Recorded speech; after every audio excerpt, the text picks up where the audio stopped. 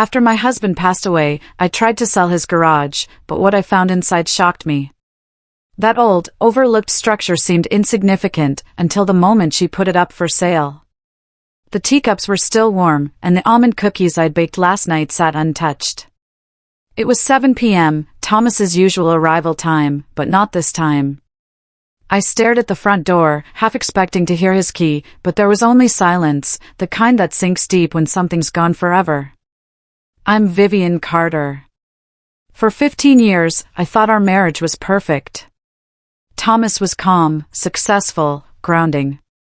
He never yelled, was never late, brought me flowers, and handled all our finances.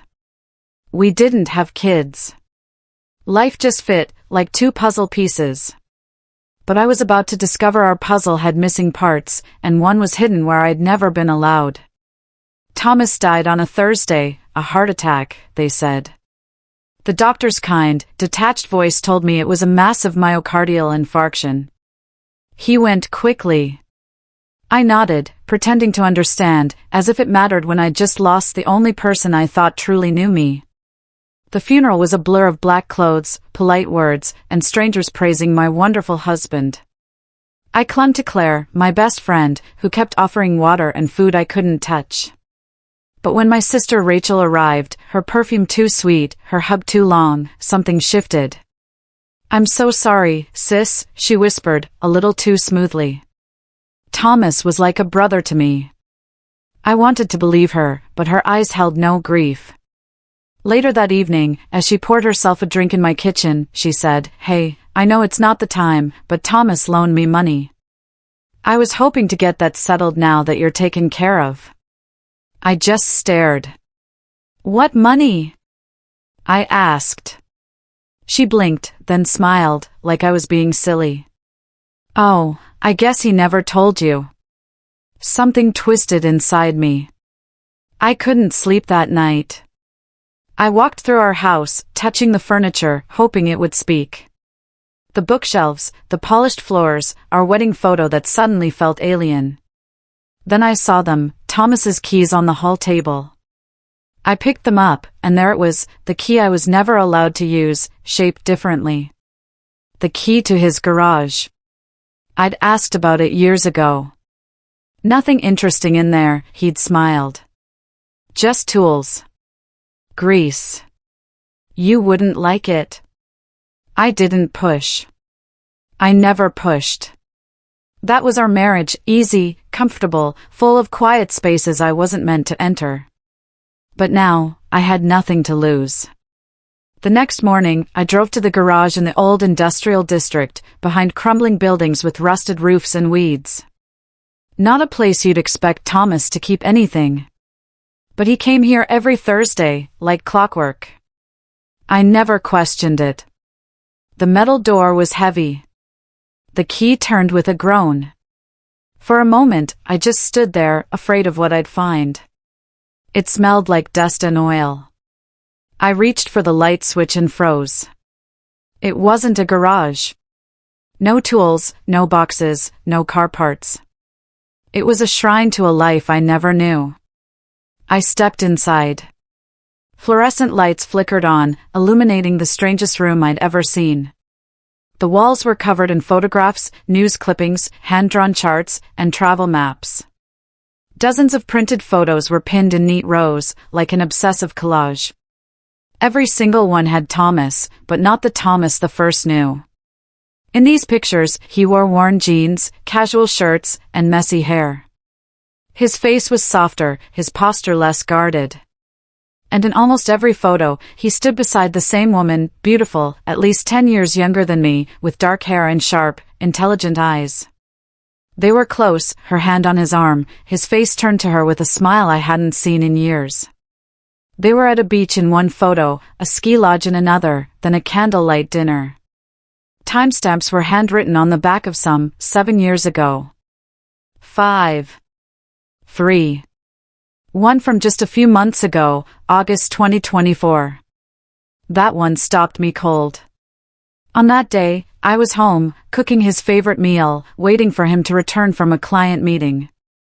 Now, I saw him with this woman and a man in his early 30s, smiling like a family.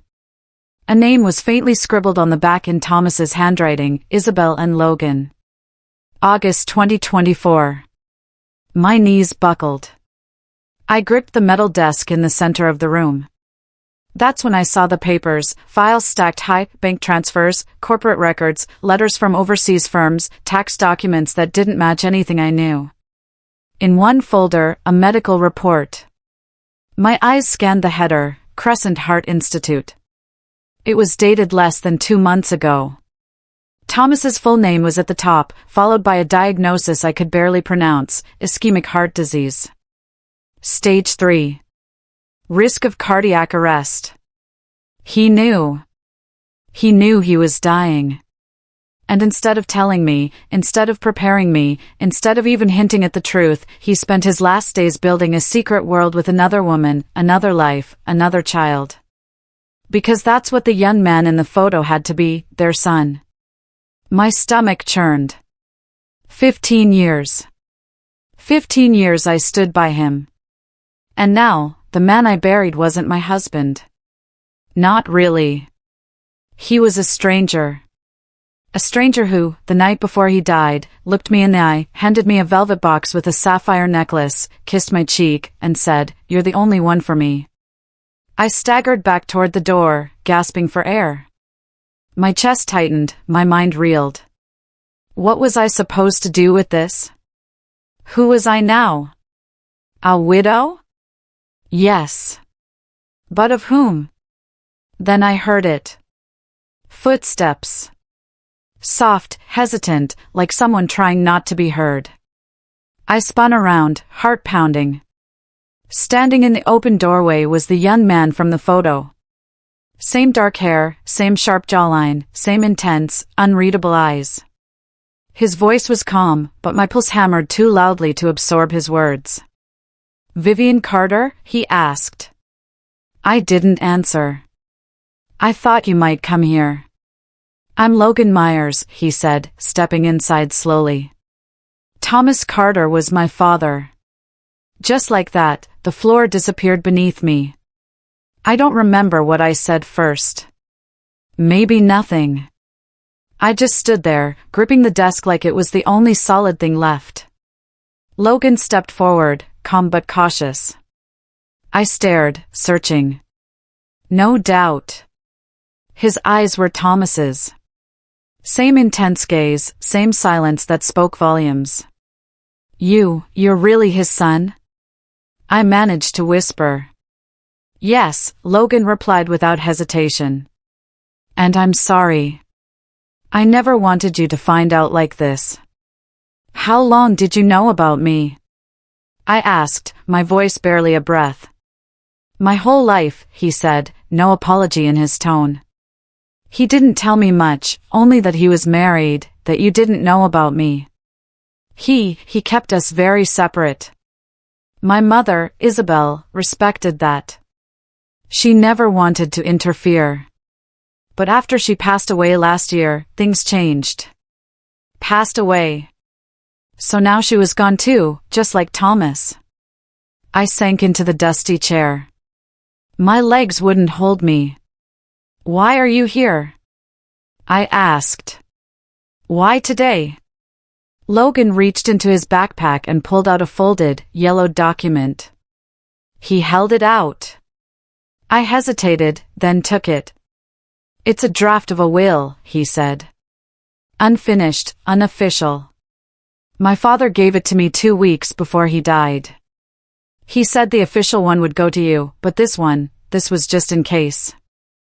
I unfolded the paper. Thomas's handwriting, steady and familiar, looping across the page like on birthday cards and dinner notes. It wasn't notarized, just scribbled lines dividing assets. Mention of Logan, a reference to a company I'd never heard of, Mercury South Holdings, and one more thing, access to remaining documents secured in office vault. Code linked to personal item gifted to V. I froze. Personal item gifted to me. The necklace. The sapphire necklace he gave me just 2 nights before he died. That wasn't just a gift. It was a key. I instinctively touched my collarbone, though the necklace wasn't there. I'd left it at home, tucked in its box because it felt too heavy. Now it felt even heavier. What is Mercury South Holdings? I asked, scanning the document. Logan took a breath. One of his private firms, not public, not on paper. He used it to move money internationally. After my mom died, I started digging. There were transfers I couldn't trace, offshore accounts in my name I never opened. I think he was trying to secure something for you, for me, for all of us. My mouth went dry. Why? Because he knew time was running out, Logan said quietly.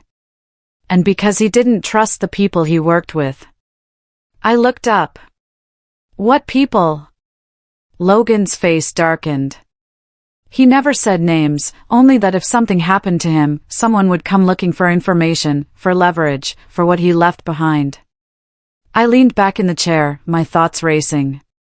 A second safe, a company I'd never heard of, a necklace that might hold a code, and a man I had loved for 15 years who'd built an entire world outside of me. You're saying there's more? I said.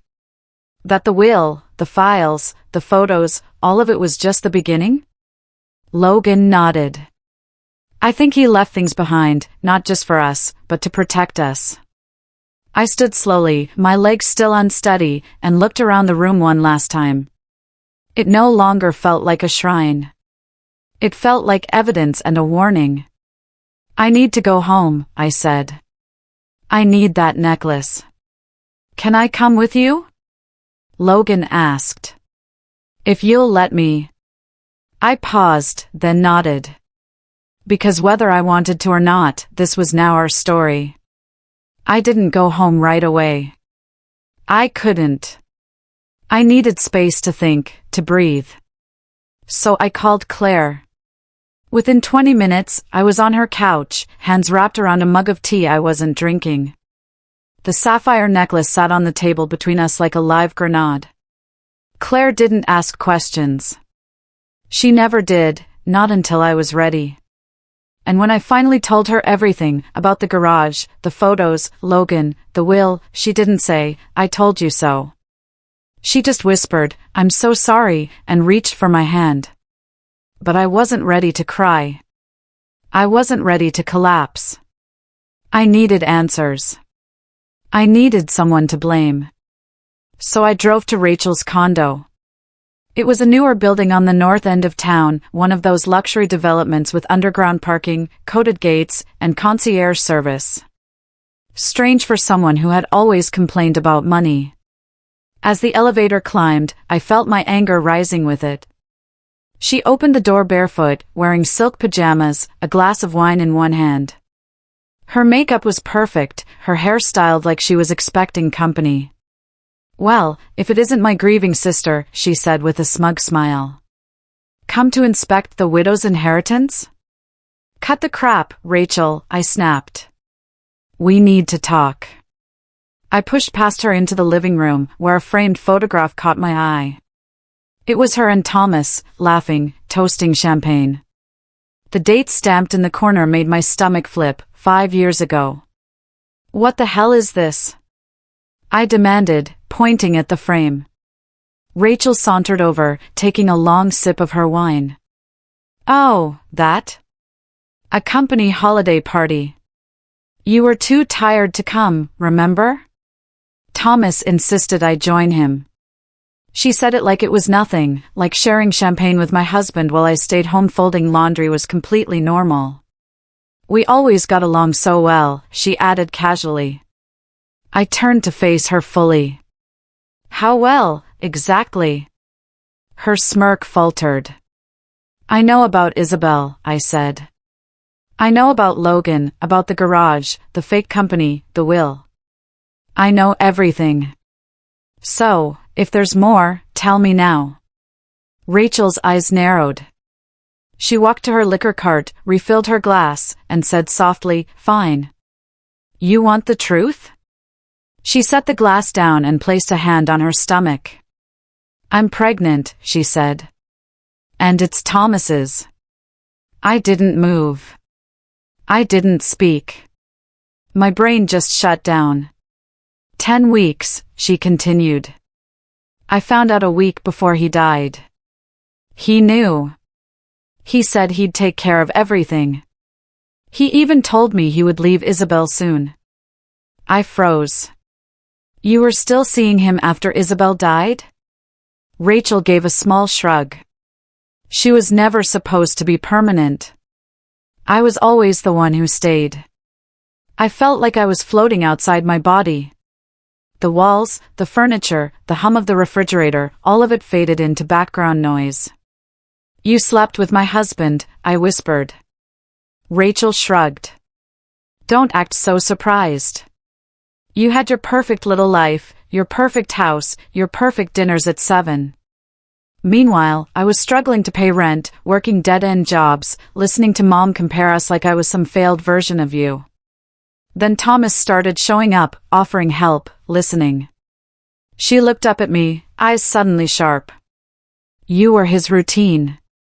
I was his escape. The slap came before I realized I'd raised my hand. Rachel's head snapped to the side. Her wineglass shattered on the floor.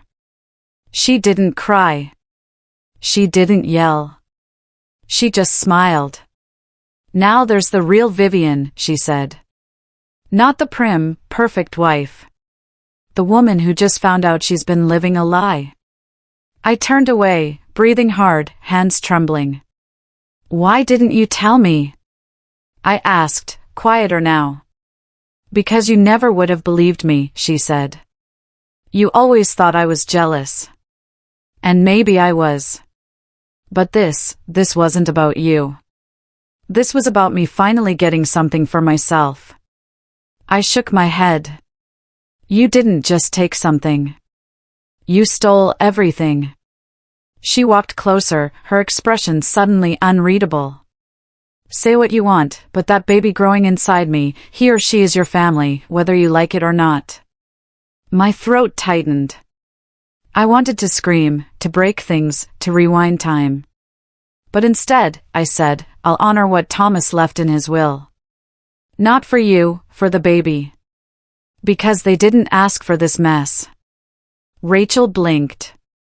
Her voice softened for the first time. You mean that? I don't know what I mean, I whispered. But I know this, I need to leave. I walked toward the door, ignoring the glass crunching under my shoes. My fingers trembled as I grabbed the handle. Do you think Thomas ever loved me? I asked, needing to know. Rachel looked at me, a strange mix of pity and triumph in her eyes. I think he loved his routine. I didn't answer, because I wasn't sure anymore. I didn't go home that night. I couldn't bear to step into that house with its carefully arranged dinnerware and untouched bed. Instead, I returned to Claire's, clutching the sapphire necklace in my fist like it might burn a hole through my skin. She didn't ask where I'd been. She just opened the door, looked at my face, and said, You need sleep. But I couldn't sleep. Not when every room in my mind was crashing inward. The next morning, Logan picked me up. Claire came too. You're not going into your husband's secret vault without backup, she insisted, tossing her coat over her shoulder. Thomas's office was in a high-rise downtown. He'd always called it just a satellite space when I asked. Somewhere to take private meetings, he'd said. I never once set foot inside. But Logan had a key card. I'm listed as a co-owner, he said, scanning us through security. The receptionist barely glanced up. Thomas had built a life so compartmentalized it never needed explaining.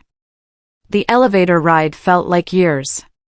On the 14th floor, Logan led us to a glass-walled office with cold, modern furniture and no trace of warmth. Not a single photo of me, no framed memories, just sleek surfaces, gray walls, and a subtle scent of cologne I hadn't smelled before. There, Logan pointed to a large abstract painting mounted behind the desk. The safe's behind that. I reached into my bag and pulled out the necklace. My fingers found the small clasp.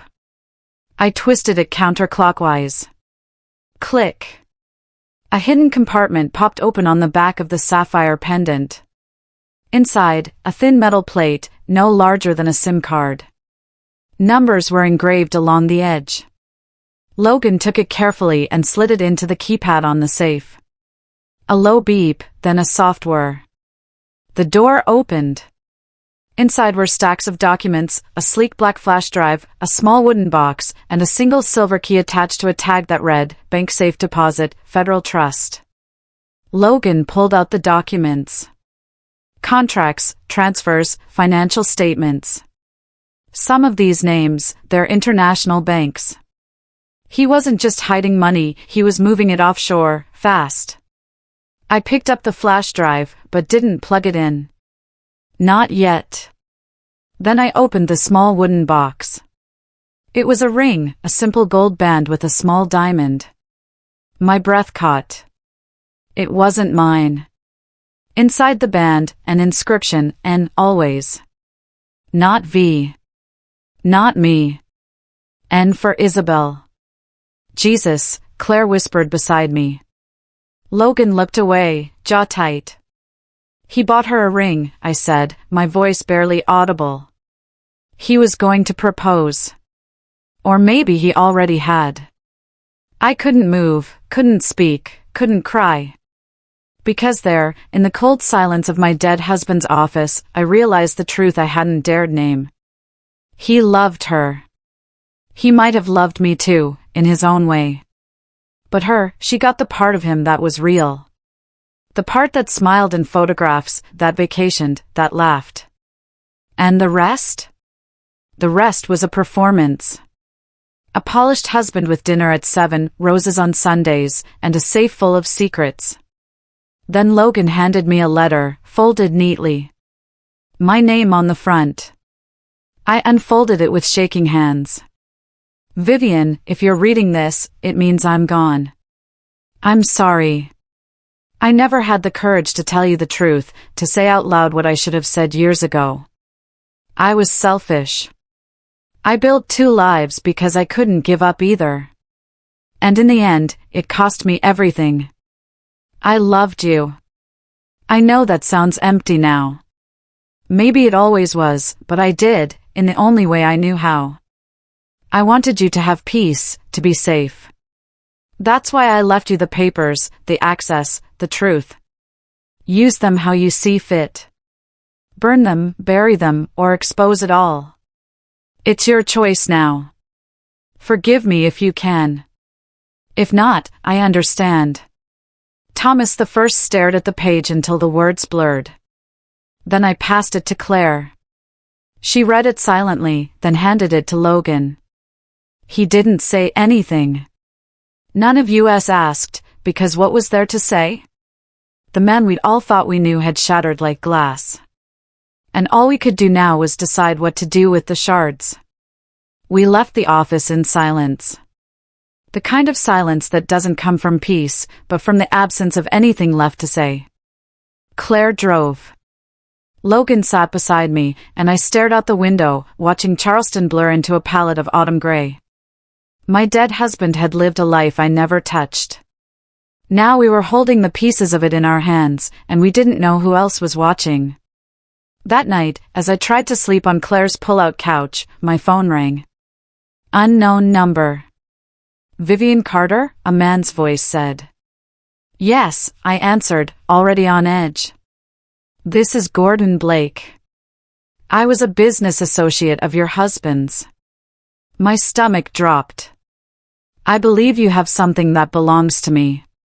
I don't know what you're talking about. Yes, you do, he said, calm as still water. The documents from the safe. Some of them concern international transfers, accounts I helped set up. I suggest we meet. I'm not meeting anyone. You will, he said, because the other people Thomas worked with, they're not as polite as I am. They don't ask. He hung up. I stared at the ceiling for a long time, heart racing. In the morning, I told Logan. His jaw clenched as he paced the room. He contacted me too, he said. But there's more. Last night, someone else called. He handed me a slip of paper, Victor Crane. He claims he's the original source of the funds Thomas moved. He said if we don't return everything by the end of the week, there will be consequences. I didn't ask what that meant. I didn't need to. Logan pulled out the silver key from the safe. We still have the deposit box, he said. Whatever's inside might help explain who really owns what.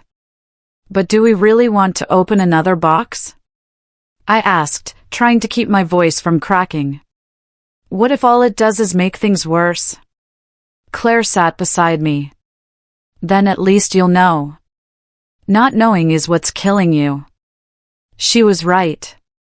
So we made a plan. First, the bank. Then, if things still didn't make sense, we'd find someone who could tell us the truth. Thomas had to have had a fallback, a contact, someone who knew what the hell he was involved in. That's when Logan said, there's a name my mother mentioned once, Edward Holloway, Dad's old college friend.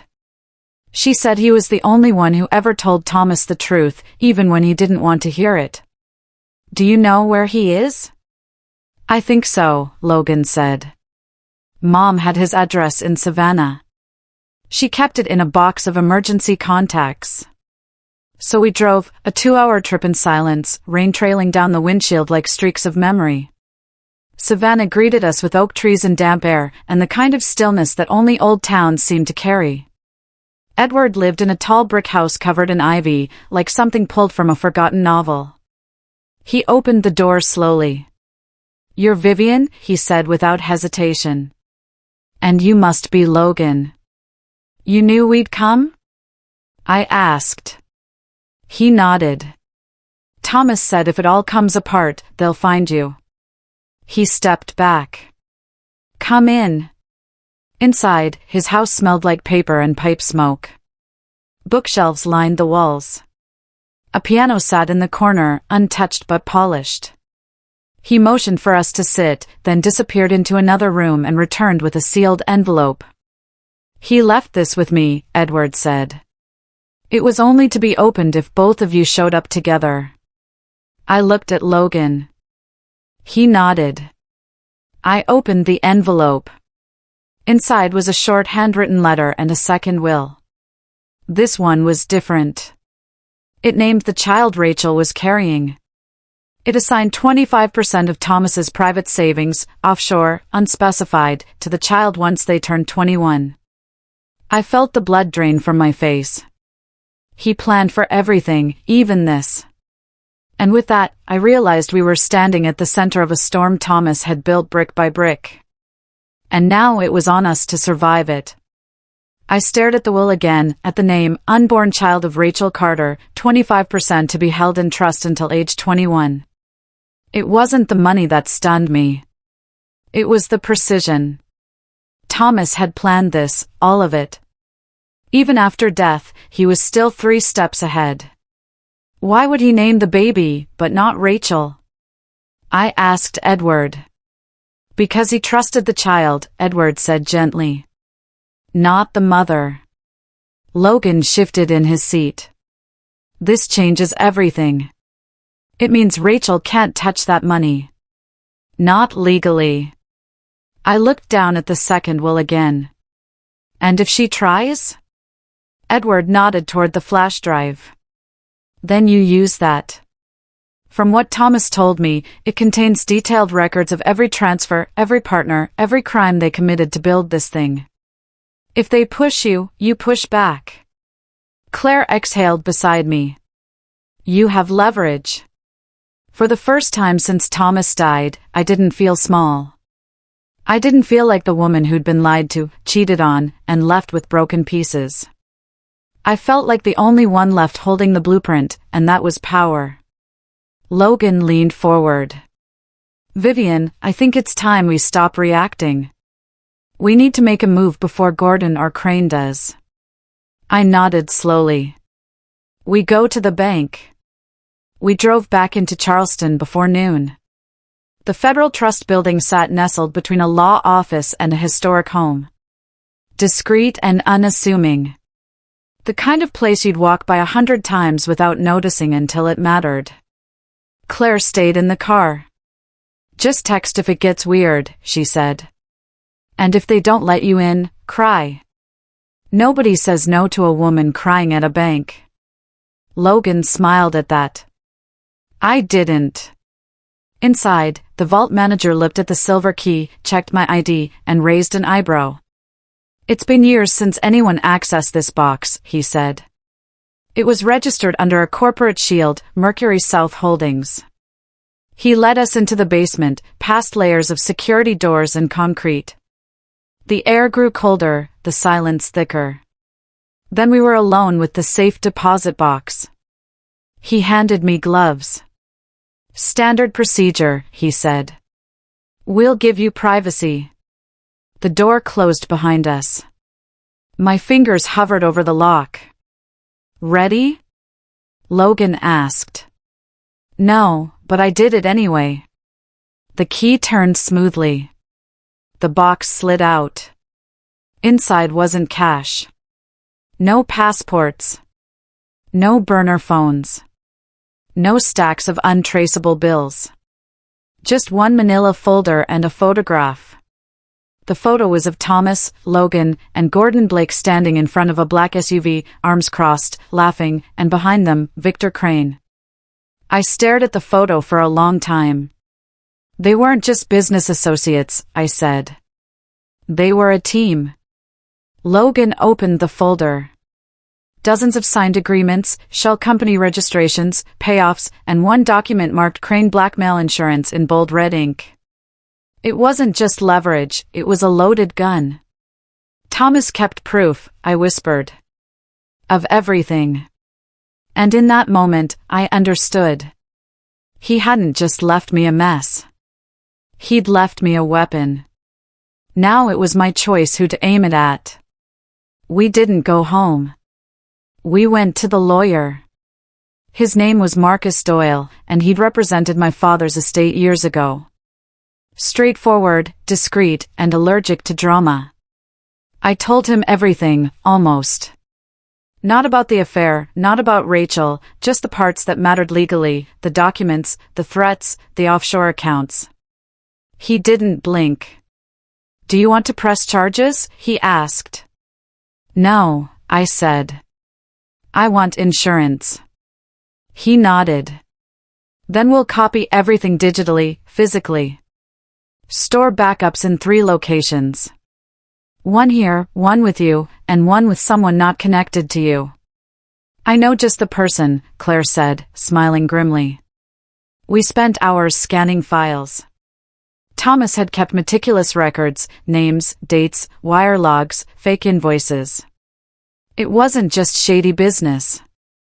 It was criminal enterprise, international. And with Thomas gone, they thought the evidence had vanished. They were wrong. By the end of the day, Marcus had drafted a simple letter. I added one line at the bottom in my own handwriting, "Try me, VC." We sent it to Gordon Blake's office via courier. He called within 15 minutes. You think you're clever? He hissed into the phone.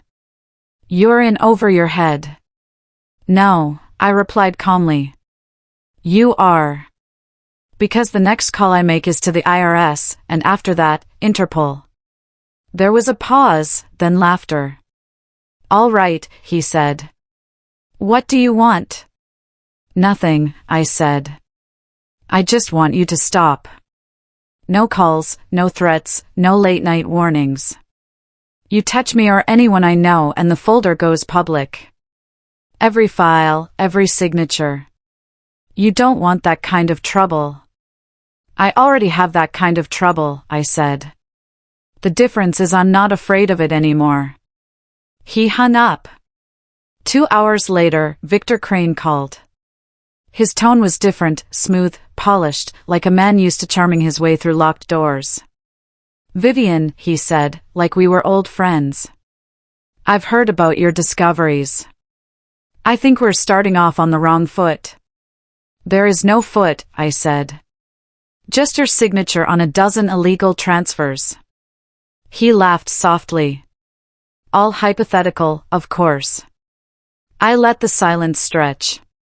Then I said, I know you think you can handle this, but here's the thing, Mr. Crane. I have no reputation to lose, no company to protect. I have nothing left of the life I knew, and that makes me very, very dangerous. That shut him up. I ended the call.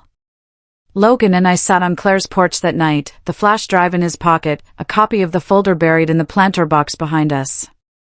Paranoid, maybe, but when you've been lied to by the person you trusted most, paranoia starts to feel like survival.